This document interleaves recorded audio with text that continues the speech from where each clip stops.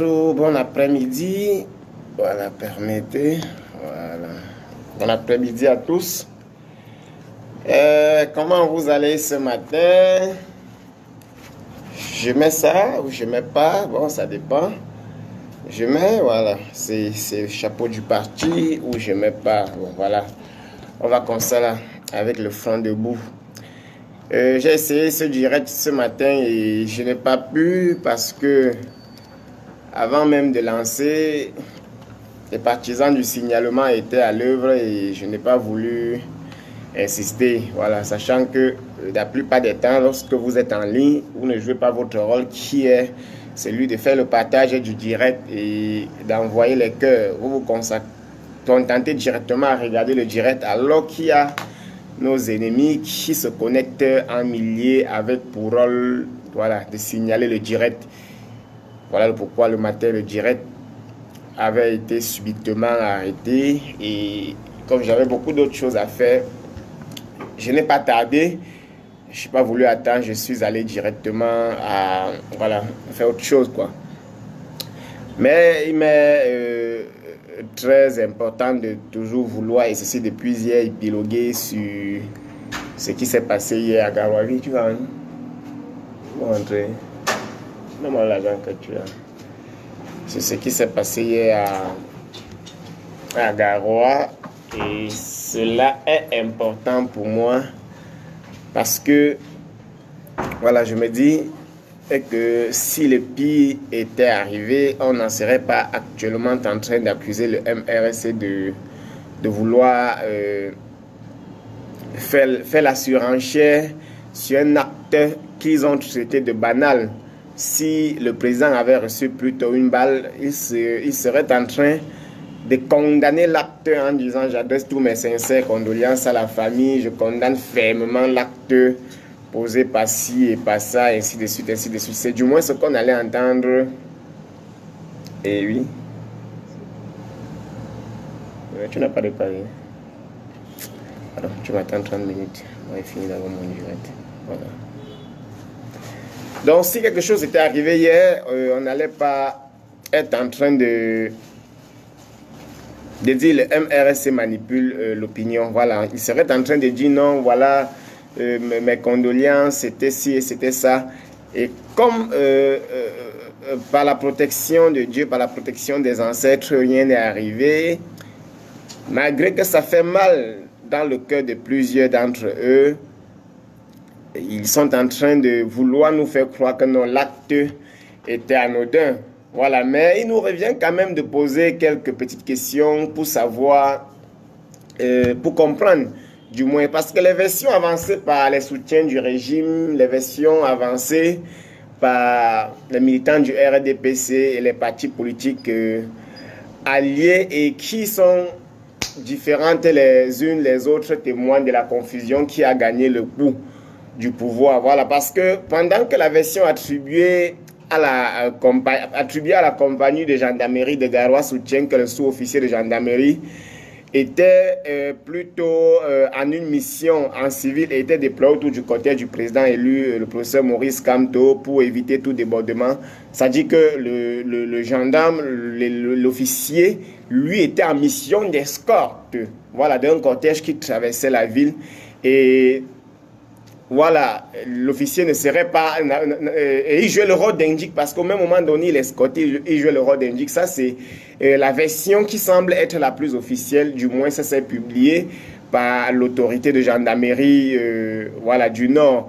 Alors, la deuxième question est comment comprendre alors que pour une mission d'escorte, pour une mission de sécurisation, pour une mission d'accompagnement d'une personnalité politique, que ce soit plutôt des gendarmes en civil qu'on envoie, parce qu'on n'a pas encore compris que pour escorter un homme en tenue, alors que nous avons l'habitude de voir des voitures qui lancent des feux partout, des sirènes partout, lorsque le ministre passe, lorsque les députés passent, ou même lorsqu'une personnalité qui a sollicité l'escorte de la gendarmerie passe, on nous annonce que l'escorte est en train, que le cortège est en train de passer, on ouvre la route, on dégage la route et on laisse tout le monde voir les qui sont derrière. Parfois ce sont des policiers, parfois ce sont des gendarmes, parfois même ce sont des militaires. Alors pourquoi pour le cas du président Maurice Kamto, on décide plutôt d'envoyer des hommes en tenue Voilà, surtout qu'on sait que le président était en train d'aller à l'extrême nord, une zone fortement menacée par Boko Haram. Alors, comment une zone menacée par Boko Haram, on ne peut pas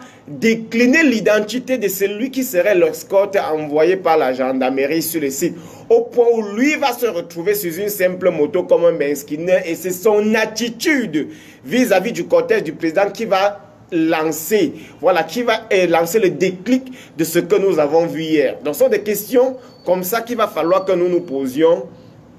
Et voilà.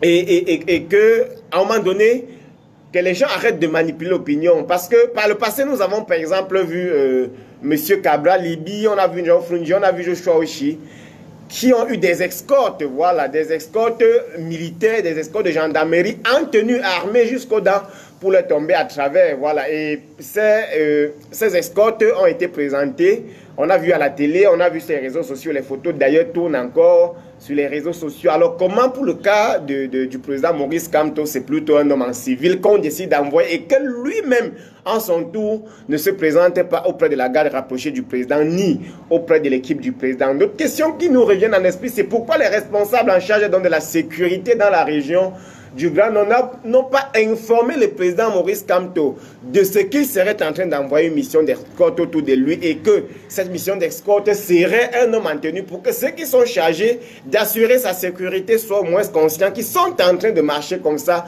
avec des antigants, avec des hommes en tenue certes, en civil dans le cortège. Je pense que s'ils avaient informé le président Maurice Kamto et sa suite, cet incident, si on peut appeler ça ainsi, n'aurait pas dû avoir lieu. Et bon, admettons que Kamto est déjà devenu tellement populaire qu'il escorte sans le lui dire. Peut-être c'est le président qui passait parce qu'on estime que même s'il voit Paul Biya passer quelque part là-bas, ils vont escorter directement en cachette parce que c'est un homme populaire. Mais pourquoi le gendarme Ngefis est alors... Pourquoi qu'il est maîtrisé par la garde rapprochée du président Kamto? Et quand il décline sa responsabilité, pourquoi lui ne présente pas un batch ou un ordre de mission, lui assigné pour lui dire justement, voilà, je suis envoyé par tel service pour venir à telle mission. Pourquoi lui ne décline pas directement? Pourquoi il ne présente pas un batch, une carte professionnelle? Pourquoi il ne présente pas un ordre de mission? Parce que lorsque tu vas quand même à une mission autant difficile, lorsque tu vas quand même à une mission autant risquée, lorsque tu vas quand même à une mission autant capitale dans un contexte très tendu au pays, surtout dans une zone qui fait face à une crise sécuritaire, il va falloir que tes supérieurs prennent quand même des dispositions du fait qu'il peut y avoir des débordements et il va falloir que tu aies la vie sauvée à travers un ensemble d'éléments qu'on doit mettre à ta disposition. Alors pourquoi les autres collègues d'âme avec qui il était se sont enfuis lorsque la moto est tombée sur le dos d'âne? Pourquoi ils ont préféré abandonner leurs collègues parce qu'il n'était pas, il était bien sur une moto avec deux autres personnes? Pourquoi les autres ont pris la fuite et l'ont abandonné là-bas seul? Alors, et si c'était la dernière personne? Voilà, 15 minutes. Parce que celui que vous avez vu sur la photo, M. Ngefis, qui est un officier de gendarmerie sur recrutement direct des officiers, est celui qui avait l'arme. Mais pourtant, ce n'est pas lui qui conduisait la moto. Les deux collègues d'âme l'ont abandonné et parti. Alors, pourquoi il a été abandonné? Pourquoi les autres ont pris la fuite? Les autres qui ont pris la fuite étaient qui? Est-ce que jusqu'à présent, nous sommes déjà à plus de 24 heures? Pourquoi on n'a pas encore fait un communiqué de manière officielle pour dire qui étaient dans l'équipe d'escorte? Ils étaient là pour quelle mission? Et que cela nous donne les raisons de leur fuite.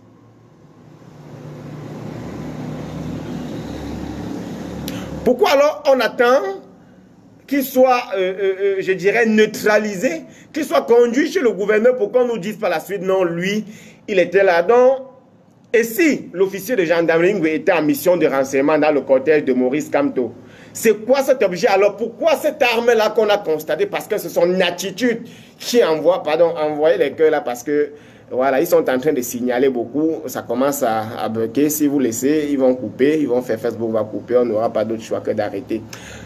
Donc moi, j'aimerais dire ceci, les gens ne peuvent pas faire caca et refuser que ça sente.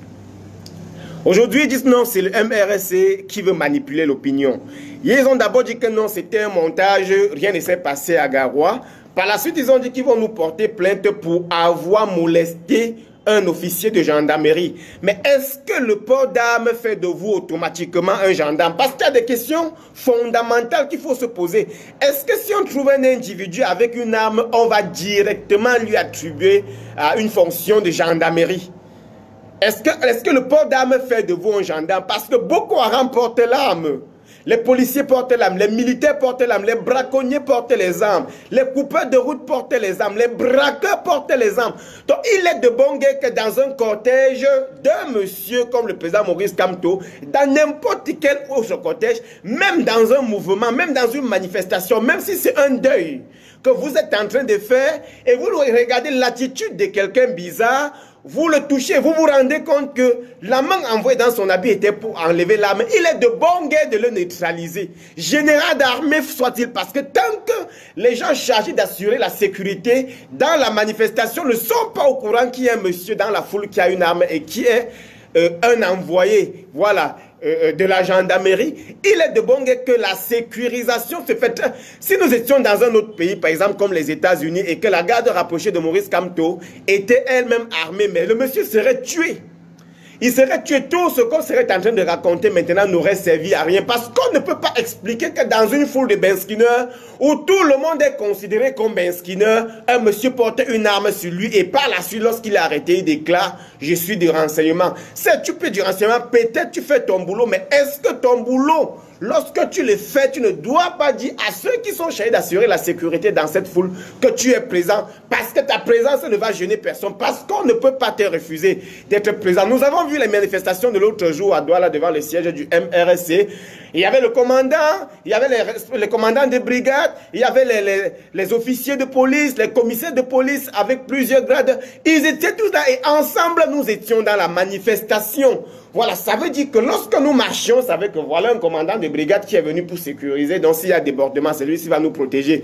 Ainsi de suite, ainsi de suite. Alors comment expliquer qu'on décide cette fois-là d'envoyer un monsieur, un gendarme sur une moto, et une fois qu'il tombe sur le dos lorsque la population crie au secours, ses collègues prennent fuite. Mais qui est alors cet antigan qui décidait de prendre fuite?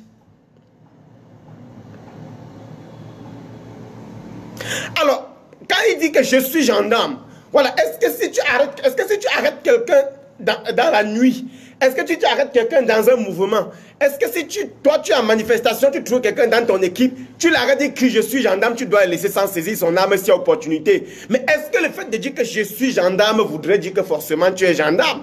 Mais on a vu les gendarmes ici dehors anarquer les gens. On a vu les gens porter la tenue de gendarmerie alors qu'ils n'étaient pas des gendarmes pour aller voler en route.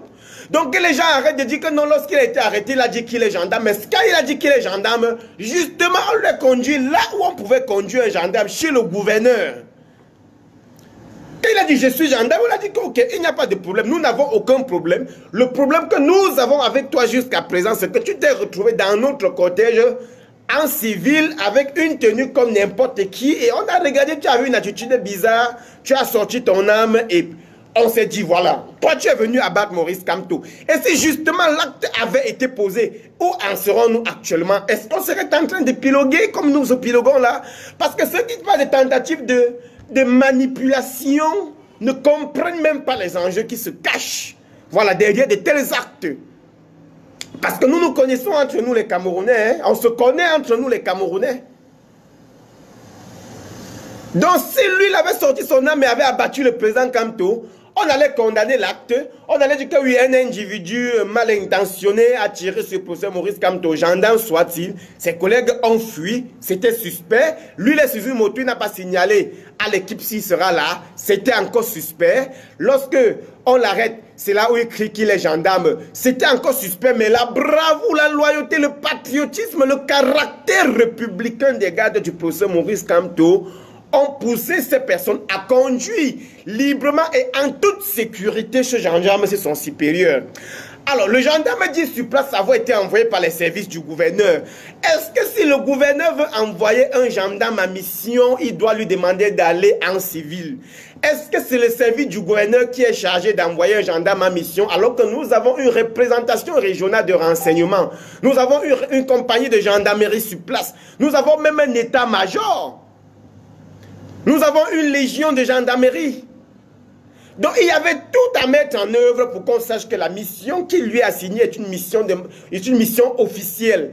Nous avons plusieurs fois accompagné le président Kamto dans ses différentes marches, dans ses tournées. Et on a eu des endroits où on est arrivé et les autorités sont venues dire que justement quand vous êtes en train de traverser la ville et que cela va faire foule, nous on va vous envoyer 5 gendarmes, 10 gendarmes pour contenir la foule afin d'éviter les débordements. Je pense que ça c'est le b.a.-ba de la sécurisation. Maintenant si le monsieur lui il est officier et il travaille pour la surveillance du territoire, mais il est de bon guet que Maurice Kamto lui soit informé. À moins qu'on aimerait, à moins qu'on l'envoie pour aller l'espionner. À moins que cet officier soit envoyé pour aller espionner. À moins qu'il soit envoyé pour aller l'espionner et non pour aller le sécuriser. Parce que ceux qui parlent de sécurisation, mais la sécurisation d'un individu est une mission officielle. Il n'y a pas de sécurisation officieuse, il n'y a que d'espionnage officieux, parce qu'on peut espionner quelqu'un sans lui dire je suis en train d'espionner. Et même lorsqu'on veut espionner quelqu'un, parfois on arrive sous d'autres casquettes. Surtout lorsque notre pays actuellement traverse, parce que les gens disent non, le MRC a manipulé l'opinion. Mais on continue encore à soutenir la thèse de tentative d'assassinat. Parce que si les choses sont telles que vous nous avez présentées, elles n'ont pas été faites dans les règles de l'art. Elles n'ont pas été faites dans les règles de l'art. Donc il faudra à un moment donné que les gens essayent ou que les gens évitent par tous les moyens de continuer à vouloir toujours créer la cause. Il faudra à un moment donné que les gens évitent de vouloir faire croire aux autres qui sont plus patriotes que nous. Vous nous avez traité de talibans, mais je suis un taliban. Un taliban de première catégorie. Mais même les Américains ont négocié les talibans à la dernière minute. Donc quand vous parlez de talibans, vous simplifiez leur force de frappe. Et on ne peut pas envoyer quelqu'un aller faire de l'espionnage avec une arme. Quand tu veux espionner, tu t'habilles comme un beskineur, tu portes ta part de casquette, tu prends ton choisible, tu prends tes clients. Ton rôle est d'écouter ce que les gens vont dire. Ton rôle est d'observer les gestes pour aller rendre compte. À quoi c'est donc l'arme enfouie dans ton pantalon si c'est de l'espionnage?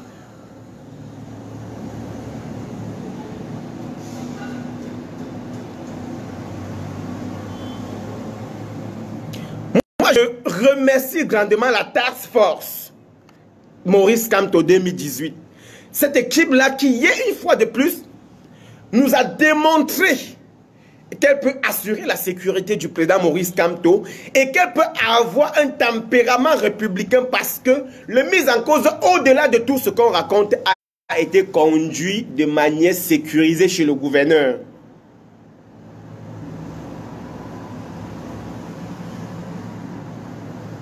Parce qu'on pouvait, dans un autre pays, on l'aurait abattu. Sur place. Imaginez que c'était aux États-Unis. Quand le cortège d'Obama, de Trump, de Clinton et autres est en train de traverser la ville, et qu'on constate qu'il y a un monsieur enfui derrière le cortège qui envoie la main dans le pantalon, dès qu'on le saisit, on voit une arme en lui. Mais on l'abat d'abord et on rend compte après.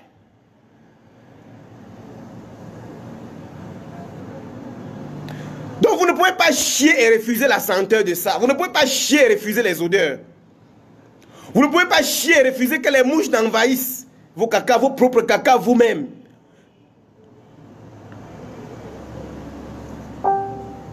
Donc vous ne pouvez pas poser des actes avec autant de légèreté. Des actes qui frisent l'imposture, qui frisent la manipulation, qui frisent le crime. Et par la suite dire le MRC veut manipuler l'opinion. Parce que vous pensez que vous détenez la force de cette opinion-là plus que qui?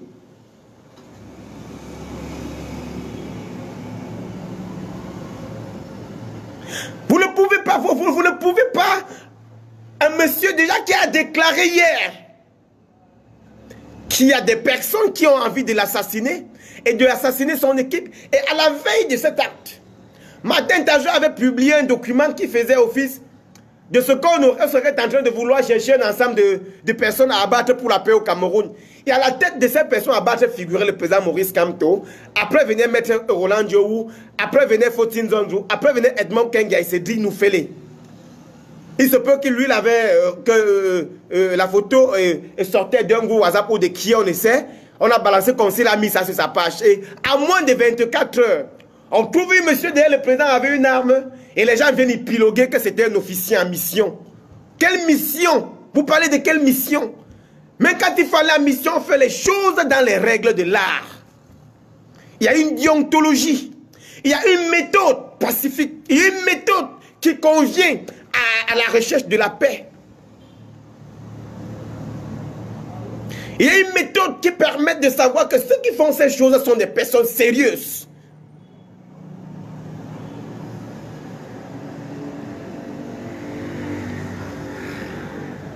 Il y a une méthode qui permet d'avoir la garantie.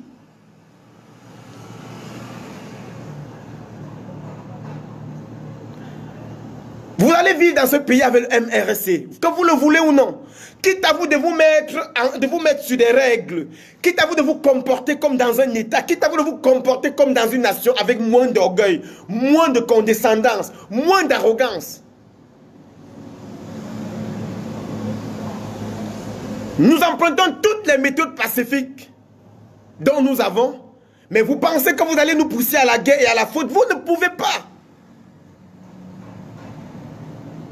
Non, lui, il était là, c'était un officier de police en mission. Généralement, lorsqu'il y a des missions officielles, le président Maurice Kamto le sait, on envoie des hommes en tenue avec... Mais on envoie des hommes en tenue avec des armes en civil. Ben, on informe l'équipe qui cherche d'assurer cette sécurité-là. Même si c'est au deuil de mon père. Je dis bien au deuil de mon père. Je constate qu'il y a un monsieur qui a une attitude bizarre. Et que je le bouscule, je vois une arme enfouie dans son pantalon. Mais avant qu'il ne crie que je suis gendarme, il aurait déjà vu sa mâchoire cassée. S'il n'est pas venu me dire au préalable que moi je suis gendarme, je suis venu sécuriser le deuil. S'il ne m'a pas encore dit ça au préalable, moi, mais il va voir sa mâchoire être tordue. Parce que si entre-temps c'est moi qui tue, vous allez épiloguer sur ma mort, mais moi je serai où? Donc vous ne pouvez pas faire croire aux gens que non, c'était un gendarme, mais vous manipulez l'opinion comme ça, vous manipulez les consciences comme ça. Quand votre boulot est mal fait, si à jamais même cela n'était pas un plan d'assassinat. Est-ce qu'ailleurs on n'utilise pas les officiers de police pour assassiner aussi? Vous faites comme si un gendarme ne peut jamais assassiner? Est-ce que porter l'arme fait de vous un gendarme de manière automatique?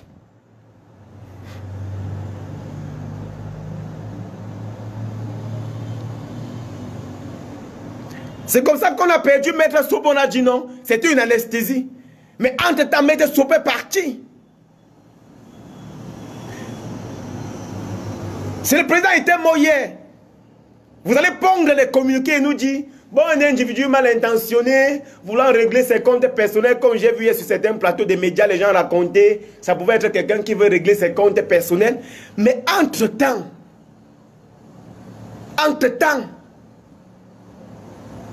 le pire serait déjà fait.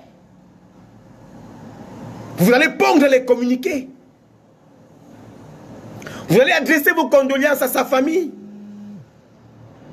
Vous allez poursuivre les mises en cause en justice.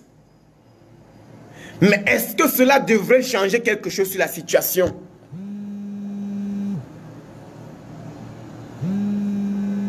Jusqu'à présent, le gouvernement ne s'est pas encore prononcé. Non. Mais si c'est pour Equinox, on va organiser les conférences de presse.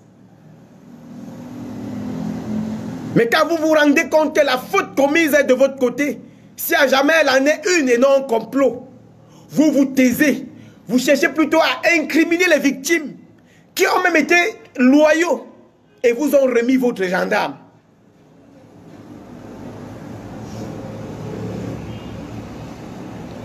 Ils vous ont pourtant remis votre gendarme.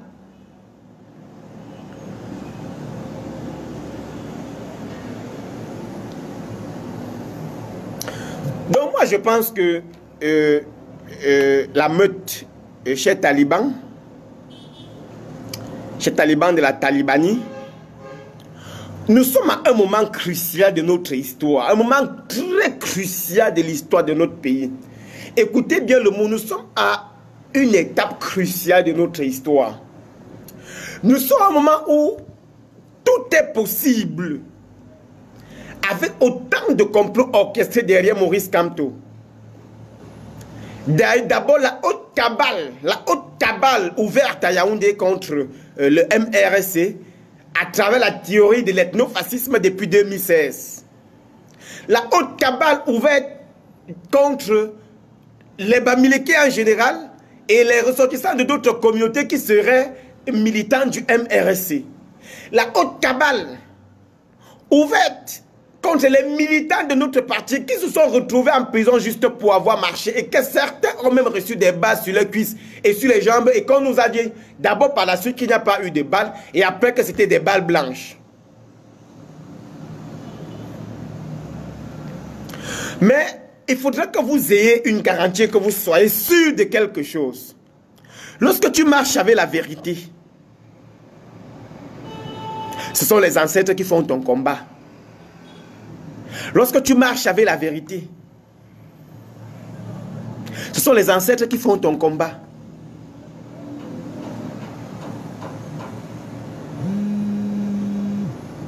Donc actuellement, ce que je vous demande, c'est de faire confiance au professeur Maurice Kamto dans sa démarche. C'est de lui faire confiance et de savoir que le chemin de la liberté n'a jamais été une voie sans obstacle.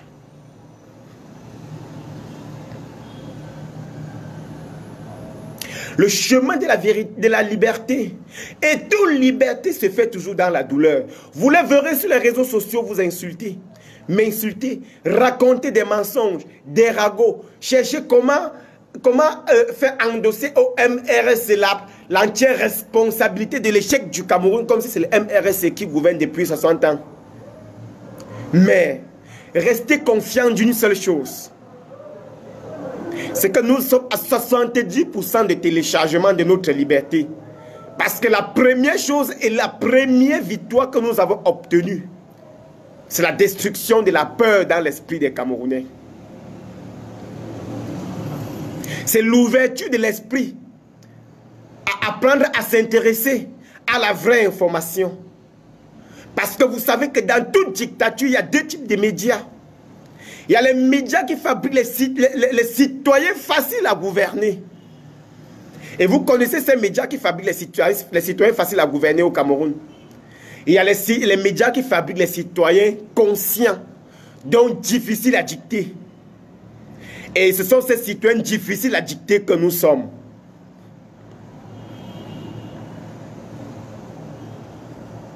Imaginez qu'un ministre de ce pays est en train de passer.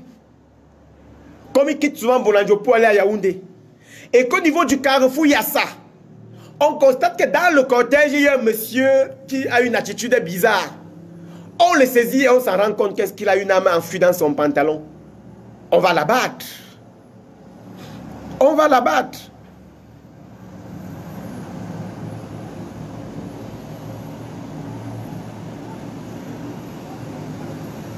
Donc la Renaissance est en marche. Et personne ne peut arrêter le train de la Renaissance. Je dis bien personne. Le changement se fait dans la douleur. Donc à un moment donné, ayez de l'empathie pour vos adversaires. Vos adversaires du RDPC et des partis alliés. Ayez de l'empathie vis-à-vis d'eux. Comprenez que quelqu'un qui mange dans la soupe de l'injustice ne peut pas accepter que la calebasse de la justice soit déposée sur la table. Comprenez ça une fois pour toutes. Que quelqu'un qui a été recruté sur la base des faux diplômes n'acceptera jamais la transition politique.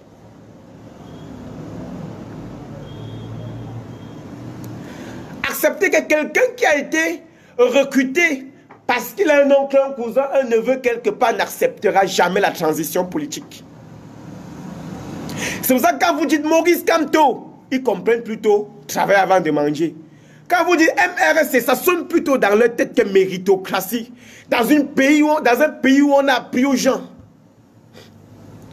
à manger sans travailler, à profiter des financements des institutions du gouvernement sans mériter. Dans un pays où on ne peut recruter les gens que sur la base des affinités. Dans un pays où les gens peuvent se retrouver à l'ENAM et être par la suite renvoyés pour insuffisance académique. Il n'y a qu'au Cameroun qu'on voit de telles absurdités. Donc ces personnes qui sont entrées dans le gouvernement, qui ont eu un emploi, qui mangent dans ces conditions, ne peuvent qu'avoir de la haine pour le MRSC qui promet le changement.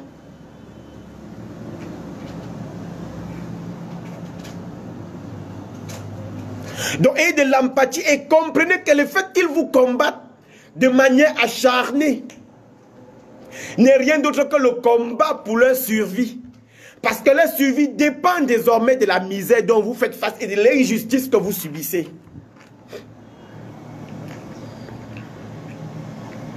C'est pour ça que soyez modérés comme moi souvent vis-à-vis d'eux. Ils vont finir par épuiser la quantité de haine qu'ils ont dans le cœur. Mais la vérité est que le discours pacifique de Maurice Kamto les tape plus que la rébellion armée de l'Ambazonie.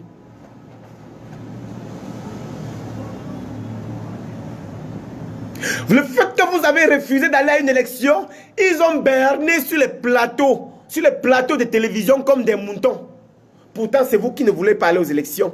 Mais ils ont pleuré comme si le fait que vous ne partez pas aux élections les empêche de dormir chez eux. Certains ont même perdu leur érection à cause du fait que le MRSC ne devrait pas participer à l'élection. Mais ce sont ces méthodes-là que le laboratoire de pensée du MRSC a compris qu'il fallait utiliser face à une dictature aussi violente et barbare datant de l'époque précoloniale.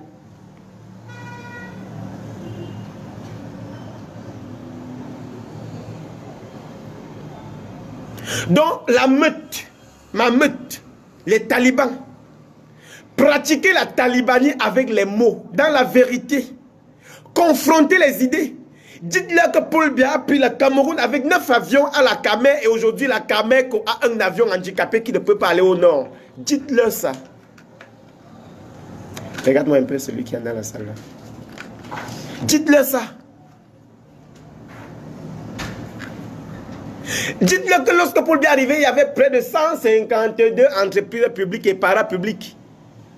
Et qu'aujourd'hui, on a demi-entreprises parce que la Camtel est devenue un gouffre économique. La Cameco est techniquement en faillite. Dites-le ça. Donc, opposer à la haine les idées, la réflexion. Parce que vous ne pouvez pas vouloir opposer la violence à quelqu'un qui est fondamentalement violent de par le degré de faim qui est dans son ventre et de par le degré d'injustice qu'il a déjà cultivé pour survivre. Mais rassurez-vous d'une seule chose, c'est que le MRSC va vous apporter le changement. Le président Kamto vous a dit à Douala que même si ce n'est pas lui qui arrive au pouvoir, ça sera un d'entre vous.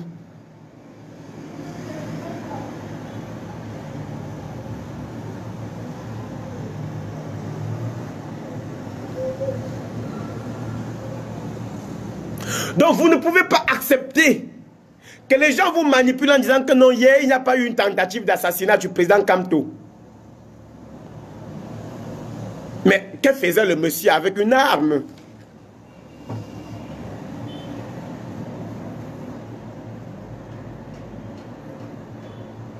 Donc, ayez de l'empathie pour ces personnes qui manipulent nos consciences.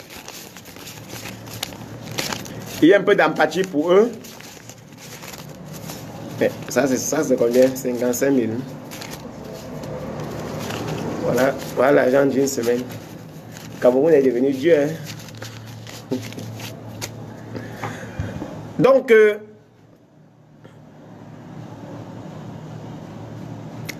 à un moment donné, dites-vous que je suis né, mon père pleurait de Jambia. Mon père se plaignait, je suis né. J'ai grandi. J'ai accouché. L'enfant se plaint. Paul Biya est toujours là. Et quand vous leur demandez, ils vous disent que le MRSC veut détruire le Cameroun. Mais les gens ne peuvent pas chier, empêcher que ça sente.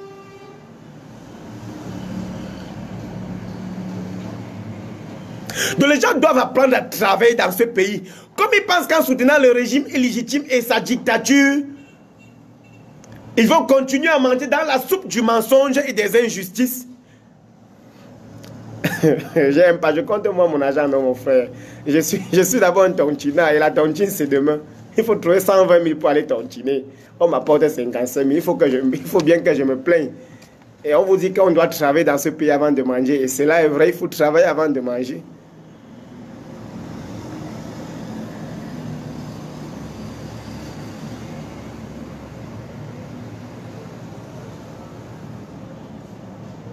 Donc, il va falloir à un moment donné que vous vous dites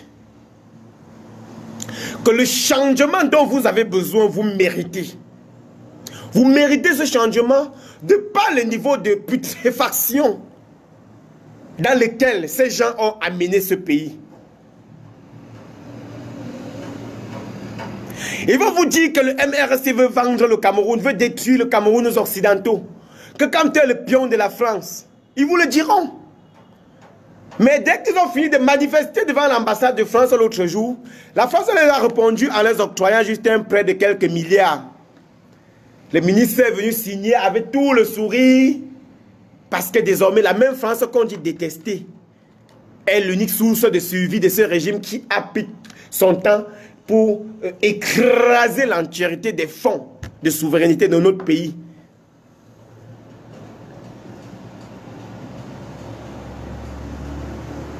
Et justement,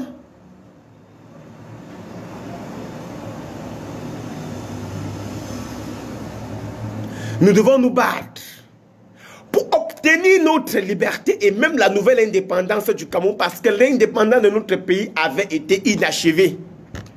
La décolonisation avait été inachevée.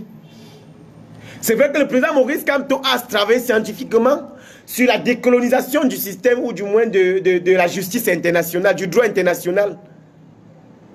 Mais il va falloir que nous participons à la décolonisation totale de notre pays.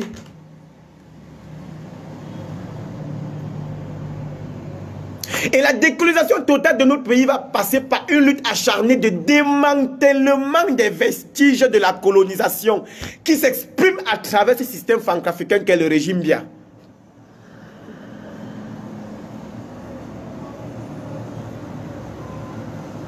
Donc voilà grosso modo le message que je venais vous passer aujourd'hui.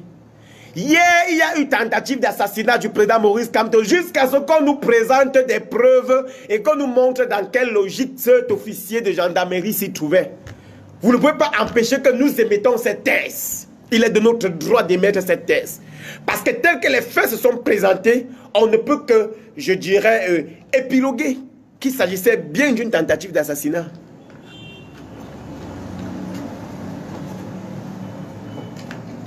Donc voilà. Et maintenant, mon dernier message aux jeunes est de leur dire de s'engager dans des initiatives, de tout faire pour gagner quelque chose par jour, 1000 francs, 2000, 3000, de les cotiser, de les garder pour monter des projets de demain et de savoir que lorsque vous vous engagez, les choses seront difficiles jusqu'à ce que vous ne réussissez. Voilà en grosso modo ce que je pourrais vous donner comme message de ce jour. En vous demandant, en vous exhortant de faire confiance entièrement au président Maurice Kamto et de savoir que lui tient les rênes de notre révolution et qu'il est le guide de cette révolution-là.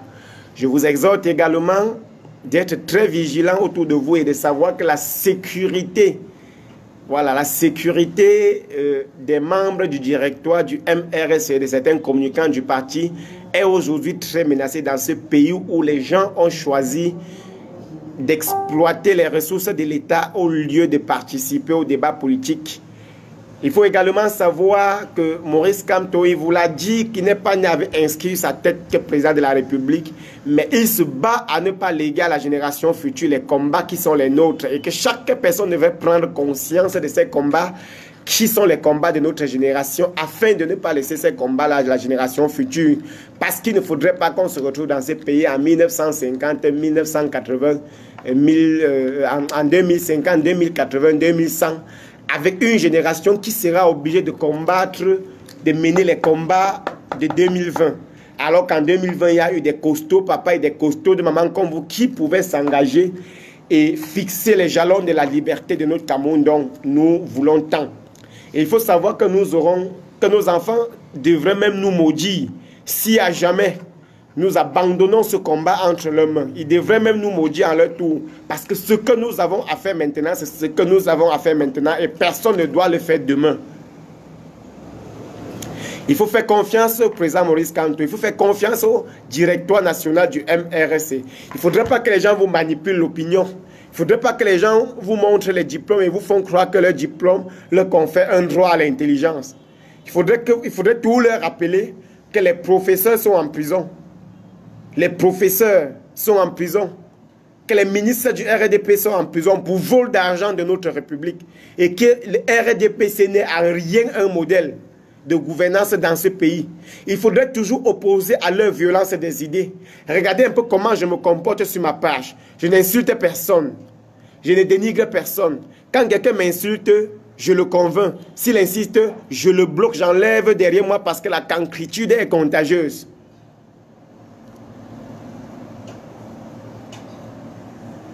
Dans le procès Maurice Kamto, si nous avons à le condamner quelque part, nous allons plutôt le condamner pour avoir attendu longtemps avant de se mettre parmi nous.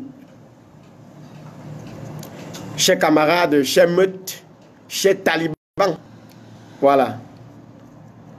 Chers talibans, nous sommes sur le vrai chemin.